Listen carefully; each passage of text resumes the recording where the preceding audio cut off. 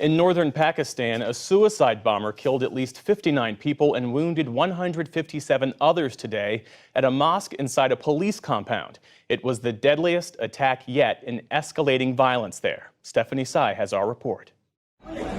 In the city of Peshawar today, a man blew himself up among a crowd of worshippers.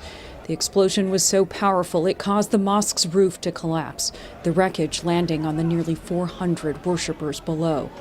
Rescue workers scrambled to the scene. They used machinery and their bare hands to pick through the rubble in search of survivors. We reached the site after the blast and there was chaos. I rescued 7 people and put them in ambulances.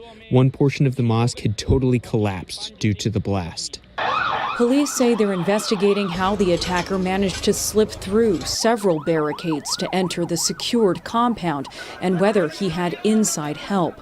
The Pakistani Taliban formally denied any involvement in the bombing in the country's northwest after one of its commanders claimed responsibility on Twitter. The Pakistani Taliban is separate but ideologically aligned with the Taliban in Afghanistan. Both defend an oppressive interpretation of Islam. Today, Prime Minister Shehbaz Sharif visited the wounded at their hospital bedsides and called for stern action. Pakistan has faced a surge of such attacks since November, when a ceasefire between the Taliban and the Sharif government broke down.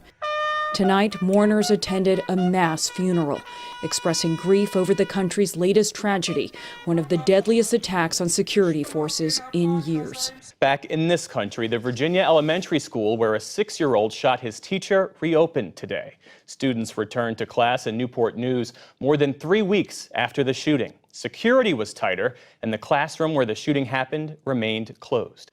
The wounded teacher, Abby Zwerner, is recovering at home. U.S. Secretary of State Tony Blinken urged Israelis and Palestinians to step back after days of growing bloodshed. The secretary arrived as Israeli troops killed another Palestinian in the occupied West Bank, and after a Palestinian gunman killed 7 Israelis on Friday. Blinken said all civilian casualties are deplorable.